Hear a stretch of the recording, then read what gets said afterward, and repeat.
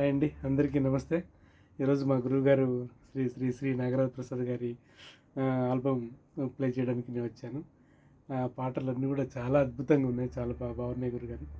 గురుగారు మీరు మీరు మీ ప్రయాణం ఎలాగా, ఎప్పటి నుంచి ఈ పాట ఇందాక చేసిన పాట దాదాపు 76లో అన్నారు. అది ఎలాగా మీరు ట్యూన్ చేయడం, తర్వాత ఆ రోజుల్లో ఎలా ఉండేది అన్నది ఒకసారి చెప్పండి గురుగారు. ఆ రోజుల్లో పాటలు ఎలా ఉండేవంటే, పాత పాటల యొక్క ఇన్ఫ్లుయెన్స్ మా పైన ఉండేది. గురుగారు నాకు హార్మోనియం తెలుసు, అందులో ట్యూన్లు వేసుకుంటాను.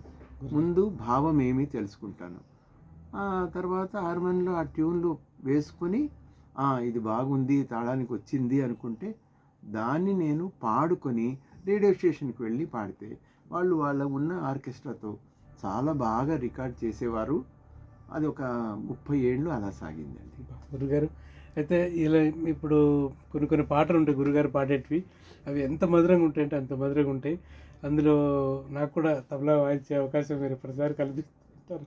మీకు తబలా వాయించే అవకాశం ప్రతిసారి కలగాలని నేను దేవుడిని ప్రార్థిస్తున్నాను. ఇది మోహన్ గారి మాయాజాలంలాగా ఉంది.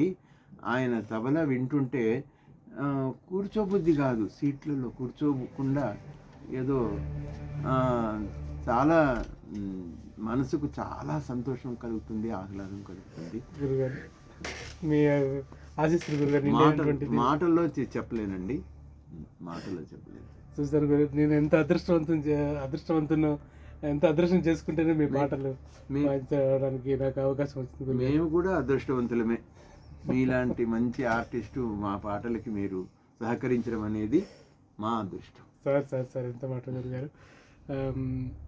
మేము పాట ప్లే చేసేటప్పుడు కూడా ఒక ఆర్టిస్ట్కి ఎలాంటి ఐడియాస్ ఇవ్వాలి, తర్వాత దానికి ఏం చేస్తే ఏం అందం వస్తుందన్నది గురుగారు మాత్రం చాలా చక్కగా చెప్తారు. సంవత్సరాల ఎక్స్పీరియన్స్ అండి, వేరే ఏం లేదు. మాటల మీదే నా మనసంతా ఉంటుంది. ఎన్నో ఆర్కెస్ట్రాలు విన్నాను. నాకేమిటంటే ఇలా వాయిస్తే బాగుంటుంది, ఇలా పాడితే బాగుంటుంది అని నాకు ఒక ఆలోచన. దాన్ని నేను చెప్పకుండానే మోహన్ గారు వాయిస్తారు, పవన్ గారు మ్యూజిక్ చేస్తున్నారు, ఇంకా అందరూ చాలా బాగా, ఫ్లూట్ కూడా చాలా బాగుంది. సో దీనికి అందరూ కలిసి చేసిన గురుగారు చాలా అద్భుతమైనటువంటి, ఒక జీవితంలో మర్చిపోలేనటువంటి ఒక మధురమైనటువంటి అనుభూతి అనేది గురుగారి దగ్గర మాకు ప్రతిసారి కలుగుతూ ఉంటుంది. సంగీతంలో ఎన్ని మెలకువలు నేర్చుకోవచ్చు అన్నది గురుగారి దగ్గర నుంచి నేర్చుకోవచ్చు. గురుగారు మా అదృష్టంగా భావిస్తున్నాను. అవన్నీ మా గురువు గారు మాకు నేర్పించినవండి. నా సొంతంగా ఏముండదు. మా గురువుగారు కొక్కొండ సుబ్రహ్మణ్య శర్మ గారు, ఎంఏ సుందరేశ్వరన్ గారు మాకు సంగీతం నేర్పించి, తర్వాత లలిత సంగీతంలో ఒక గొప్ప లలిత సంగీత గాయకులు ఓగిరాల నరసింహమూర్తి గారని అప్పట్లో ఉండేవారు. వారి నాన్నగారు ఓగిరాల రామచంద్రమూర్తి గారని సినిమా మ్యూజిక్ డైరెక్టర్. ఈయన చాలా మంచి మంచి పాటలు చేస్తే నేను కూడా కొన్ని పాటలు చేసి ఆయన దగ్గర వెళ్ళి కొంచెం కరెక్షన్ చేయించడము. లలిత సంగీతం అంటే ఏమిటి అని నేర్చుకునేది ఆయన వద్దేనండి, ఓగిరాల నరసింహమూర్తి గారి వద్ద. నిజంగా ఇన్ని వేల పాటలు ఉన్నప్పటికీ లలిత సంగీతంలో ఉన్నటువంటి మాధుర్యము, ఆ పరిపక్వత చాలా భావంగా ఉంటుంది గురుగారు.